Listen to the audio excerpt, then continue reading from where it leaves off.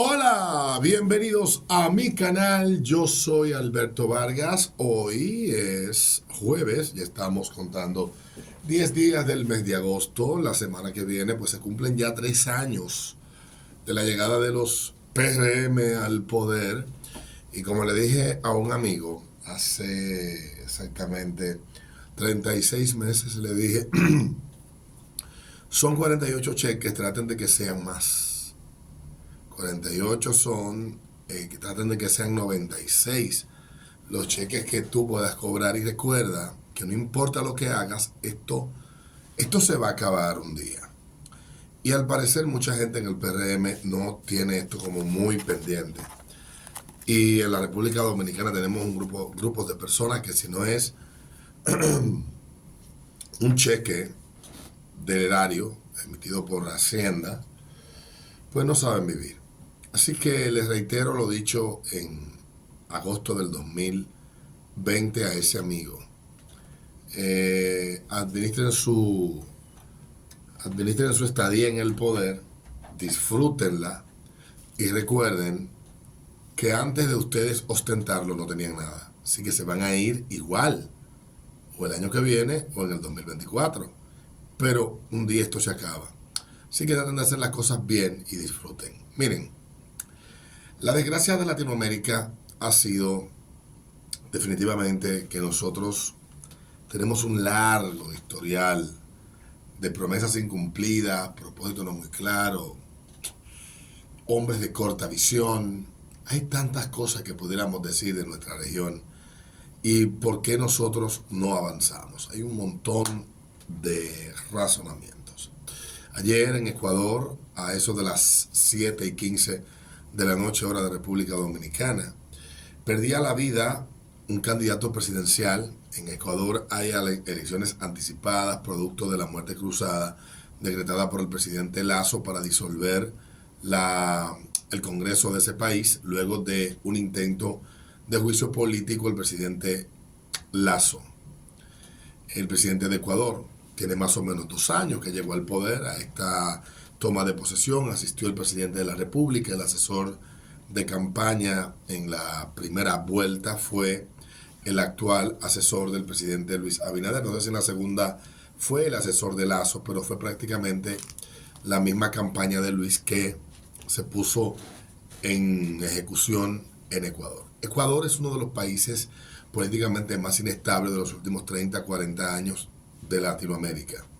Ecuador llegó un momento que en un lapso de 4 años tuvo como 5 presidentes, golpe de estado a cada rato, la caída de Bucaram en los 90, luego llegarían otros presidentes en los 2000, una hiperinflación que llevó al país prácticamente al colapso, luego vendría una dolarización.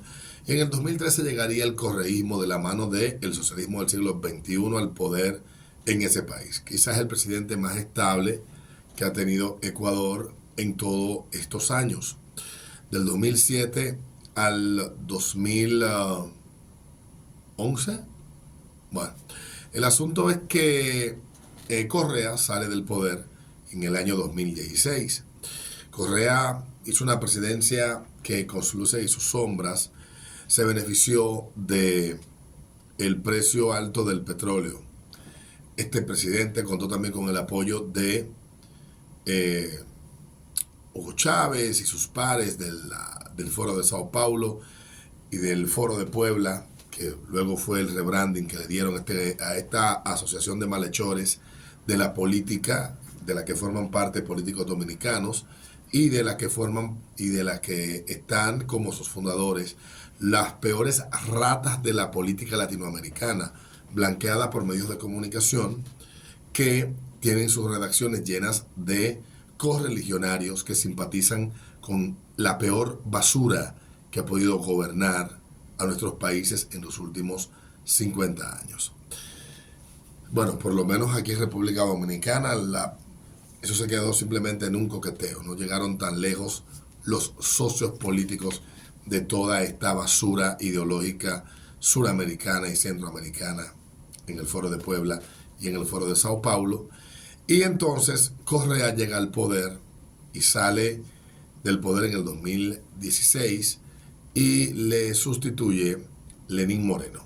Lenín Moreno, que era el vicepresidente de los gobiernos de Correa, terminaría rompiendo con Correa y pues desmontaría un montón de cosas de las que puso en práctica el correísmo en Ecuador. Terminaría un gobierno un poco convulso, Lenín Moreno al final. Llegaría entonces Lazo en el 21, pero Ecuador ha estado pasando durante estos últimos, bueno, ha ido creciendo, se ha ido fraguando una serie de situaciones que tienen vínculo con el narcotráfico, bandas internacionales de Europa del Este, del cartel de Sinaloa en México y un montón de bandas internas que se lucran del narcotráfico y que tienen vínculo con lo peor del crimen a nivel internacional y regional en Sudamérica. Esto provocaría que uno de los periodistas más combativos y que más denunció y enfrentó al correísmo en sus años de poder, Fernando Villavicencio, llegara al Congreso. Allí encabezaba la Comisión de Fiscalización y, bueno, con este adelantamiento de las elecciones en Ecuador, terminaría siendo candidato por un movimiento que se hacía llamar, o se hace llamar, Construye. Las elecciones en Ecuador, claro favorito, la candidata del correísmo, Correa prometiendo que su venganza a los que llevaron al país, dice Correa, a lo que está viviendo hoy, que su venganza iba a ser contundente. Pues parece que la venganza pues comenzaría temprano. Este adversario, este enemigo del correísmo y de Machi Rafael, como se hace llamar en Twitter, este enemigo del correísmo, de la izquierda recalcitrante y aliada del narcotráfico en Sudamérica, porque no se puede negar. Esta izquierda enemiga de este hombre ya se vengó y comenzó con la muerte de Fernando Villavicencio en el día de ayer. A las 7:15, repito, de la noche, hora de República Dominicana, le quitaron la vida y nos enteraríamos minutos más adelante de lo que estaba pasando con este candidato que, como decía, la favorita hasta la última encuesta de ayer era la candidata de Correa, 26% de la intención del voto. Este hombre tenía 13.5, 12.1, dependiendo de la encuesta que usted revisara, con muchas posibilidades de pasar a segunda vuelta y con muchas posibilidades también, como se sabe que en estos países el voto es muy volátil, de que terminara ganando la elección. ¿Y cuáles eran las promesas que tenía Fernando Villavicencio? Bueno, dentro de sus principales promesas era enfrentar a las bandas de narcotraficantes, era desmontar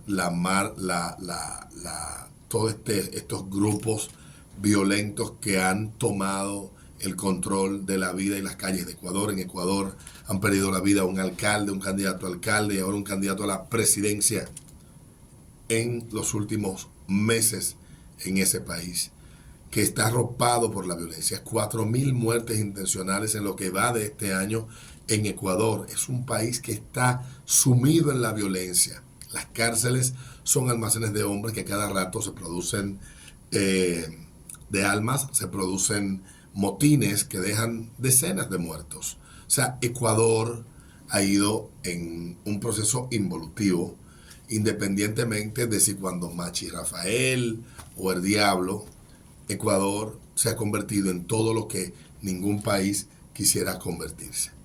¿Y qué ha sucedido entonces con el caso de Villavicencio? Bueno, no se sabe mucho.